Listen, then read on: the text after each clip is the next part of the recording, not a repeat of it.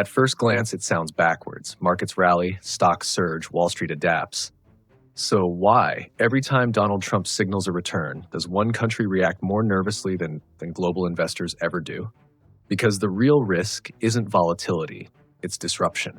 And no country is more exposed to disruption from Trump-era decisions than China. This isn't a political story. It's a structural one. A story about incentives, dependencies, and a global system built on assumptions that Trump openly challenges. To understand why China fears Trump more than Wall Street ever could, we need to start with a simple truth about financial markets. Wall Street doesn't need stability. It needs movement. Volatility is not an enemy of markets. It's fuel. When tariffs rise, stocks fall, then rebound.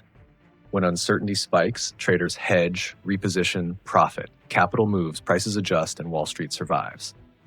A hedge fund manager can sleep through a trade war because risk can be priced, modeled, and mitigated. For China, it's not that simple. China doesn't work that way.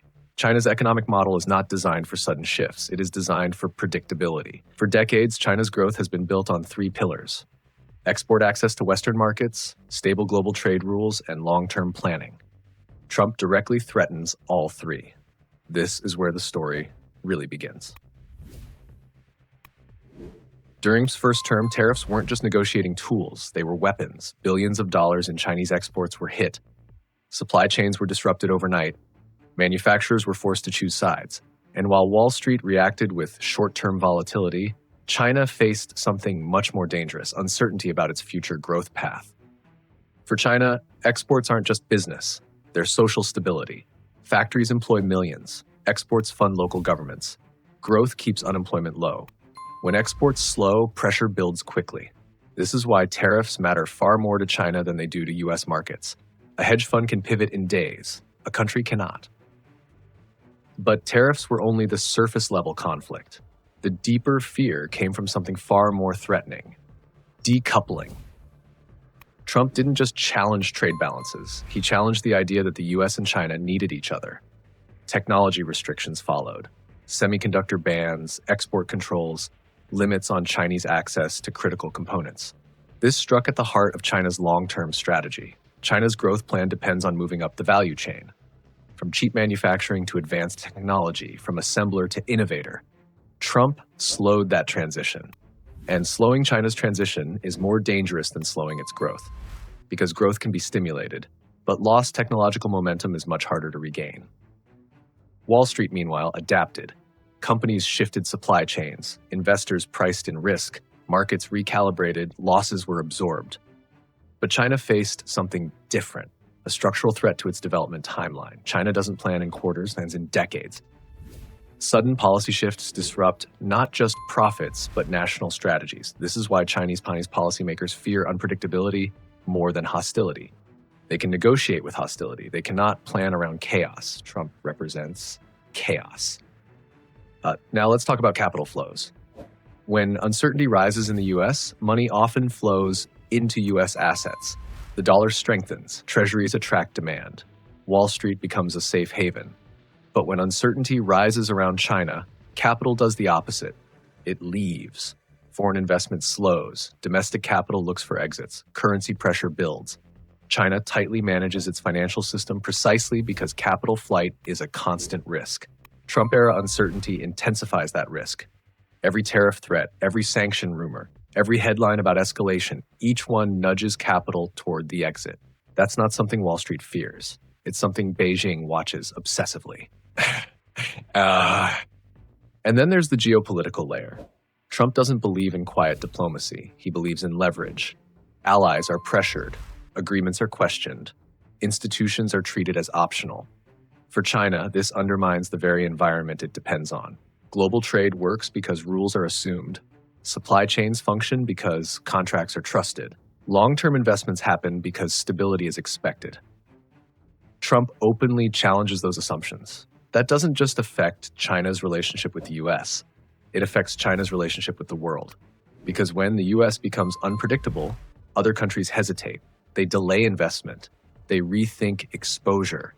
They diversify away from risk. And China often sits at the center of that risk. Now here's the irony. Trump supporters often argue that markets don't fear him. And they're right.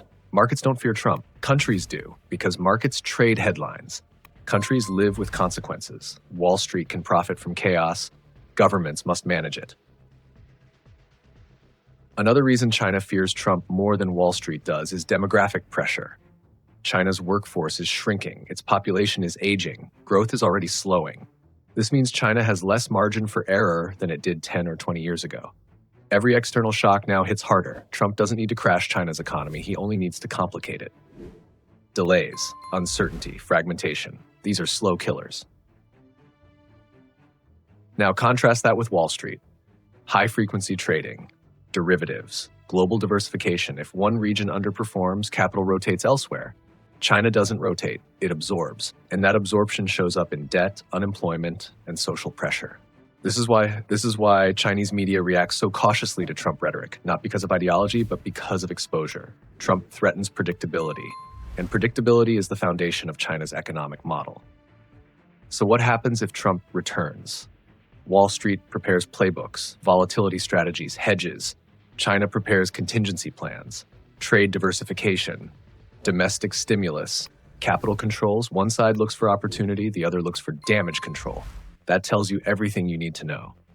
The real danger for China isn't confrontation, it's prolonged uncertainty. A world where trade rules change suddenly, where access can be revoked, where supply chains are political. That world favors flexible systems, and China is not flexible by design. Every policy shock is magnified. Every headline forces recalibration. Every foreign negotiation becomes a high-stakes gamble. This doesn't mean China collapses. It doesn't mean Wall Street wins. It means the balance of fear is misunderstood. The next Trump presidency wouldn't shock markets. It would pressure systems. And systems break differently than prices, slowly, quietly, internally. And here's a subtle point often overlooked. Psychological impact. Policymakers, business leaders, and state planners operate on confidence. Uncertainty erodes that confidence. It slows decision-making. It encourages overcaution. That ripple effect can be more damaging than any single tariff or sanction. China's internal debate often centers on, what if the US changes the rules again? Every project, every deal, every 5-year plan is filtered through that lens. In Wall Street terms, it's a headline risk. In Beijing terms, it's a national risk. Sector by sector, the pressure is visible. Tech giants feel regulatory limits tighten unexpectedly. Manufacturers face sudden cost spikes. Ports and logistics hubs recalibrate shipping routes. State planners adjust budgets and reserve allocations. Every ripple multiplies uncertainty. And there's another layer, perception abroad. Other nations watch US-China tension closely. Investment decisions are delayed. Joint ventures stalled. Deals are structured with exit clauses. All of this slows China's economic momentum quietly over time. So when you hear that Wall Street isn't worried about Trump, remember this. Markets measure risk in points and percentages. Countries measure risk in years and generations. And by that measure, China has far more to lose. If this story changed how you see global power and money, imagine how many other risks are hiding beneath the headlines. Markets move fast, systems move quietly. At Money Hub, we break down the forces shaping finance, geopolitics, and the world economy, without noise, without hype. If you want to stay ahead of shifts most people won't notice until it's too late, subscribe to Money Hub and share this video with anyone trying to understand how money really works. Because in finance, awareness isn't optional, it's survival.